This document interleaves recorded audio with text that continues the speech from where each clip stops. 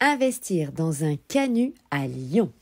Bonjour à toutes, bonjour à tous, ici Sophie Vergès, je vous souhaite la bienvenue.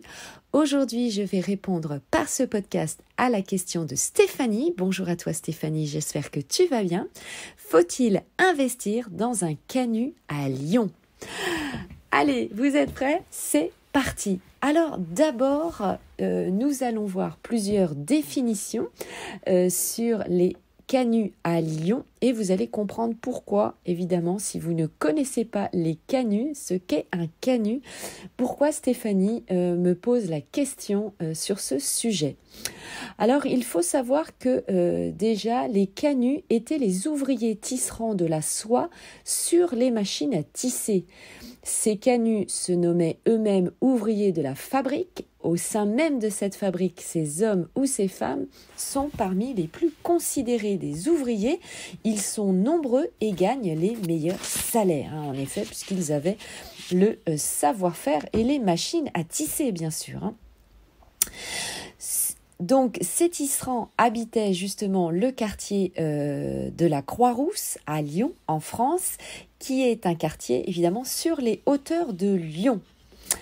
Alors, selon le contexte de l'emploi de ce mot, donc canut, ça s'écrit C-A-N-U-T, eh bien, ça peut être justement le maître artisan tisserand propriétaire de son outil de travail. Les canuts sont surtout connus pour leur révolte. Ils vont influencer les grands mouvements de pensée sociale du 19e siècle, des Saint-Simoniens à Karl Marx, en passant par Fourier ou Proudhon. Et donc, eh bien, c'est pour ça aussi qu'ils ont gardé cette aura encore actuellement aujourd'hui. Et en effet, aujourd'hui, il existe ce que l'on appelle l'esprit canut. Et vous allez comprendre pourquoi cela touche l'immobilier. Les Lyonnais, les Croix-Roussiens, comme on l'appelle, se revendiquent fréquemment l'esprit canut et des références y sont très nombreuses dans le quartier de la Croix-Rousse, notamment via l'histoire de Guignol que vous connaissez évidemment par les enfants, mais également par le mur des canuts qui sont 150 peintures murales dans l'agglomération. Et évidemment, ce mur est situé sur le boulevard des Canuts, donc vous pouvez également visiter cette fresque murale. Il y a également la maison des canuts installée à la Croix-Rousse, rue d'Ivry, qui se veut le conservatoire vivant du savoir-faire lyonnais en matière de soierie. Elle y regroupe un musée avec des démonstrations de tissage sur métier à bras et une boutique. Alors parlons maintenant et répondons surtout à la question de Stéphanie sur faut-il investir dans un canut. Alors un canut, eh bien, c'est un immeuble typique de la Croix-Rousse de 5 ou 6 étages abritant d'anciens appartements ateliers. Ils sont caractérisés par des plafonds hauts, de hautes fenêtres, des poutres apparentes ainsi que des soupentes, des mezzanines. Et la mécanique donc du métier à tisser, inventée par Jacquard, vous connaissez d'ailleurs les pulls Jacquard, vous savez quand il y a beaucoup de couleurs sur un pull et de mailles différentes, et perfectionnée par Vaucanson, se positionne au-dessus des métiers, ce qui nécessite une hauteur de plafond importante, c'est-à-dire de 4 mètres, c'est ce qu'on appelle une HSP, une hauteur sous plafond, pour les accueillir. Et d'ailleurs, les premiers métiers à tisser étaient installés dans des anciens couvents, parce qu'il y avait évidemment cette fameuse hauteur sous plafond. Alors, Stéphanie, justement, eh bien, comme tu le sais, à partir du 1er janvier 2022, va voir apparaître ce que l'on appelle la loi de l'artificialisation des sols. Je t'invite bien sûr à écouter le podcast 143, donc le podcast précédent évidemment à celui-ci. Pourquoi ? Eh bien tout simplement parce que la loi de l'artificialisation des sols, cette réforme à partir du 1er janvier 2022 va imposer ce que l'on appelle la réversibilité d'un bâtiment. C'est quoi la réversibilité ? Eh bien, c'est l'aptitude justement d'un bâtiment neuf ou existant à changer facilement d'usage plusieurs fois dans le temps.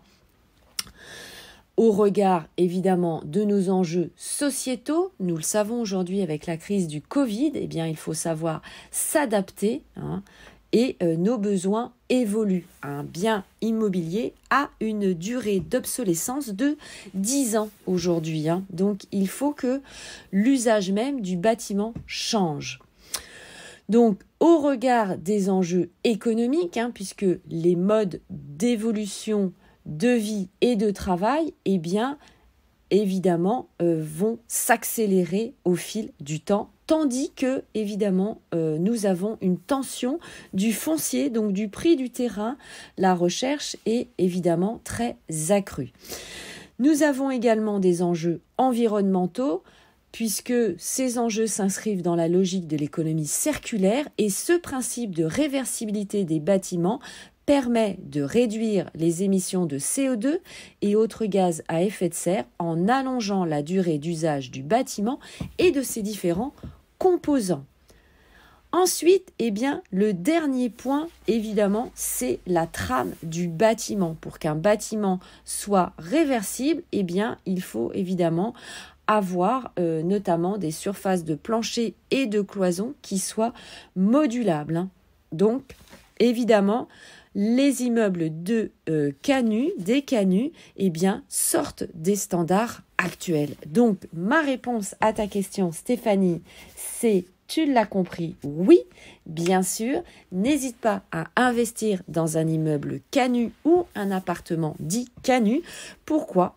Parce que justement, par rapport à nos futurs usages, tu pourras évidemment gagner en valeur vénale intrinsèque de ton bien immobilier, parce que l'acquéreur suivant pourra changer les usages. Alors bien sûr, sous couvert des autorisations administratives, puisque lorsque l'on change d'usage, il faut en faire part aux différentes administrations, notamment parce que ça va changer évidemment les taxes foncières surtout. Et donc, il va falloir faire les démarches. Mais je te rassure, Stéphanie, le gouvernement français se met en place justement pour apporter des nouvelles lois, des nouvelles réformes et modifications pour que cela soit plus facile dans les années à venir.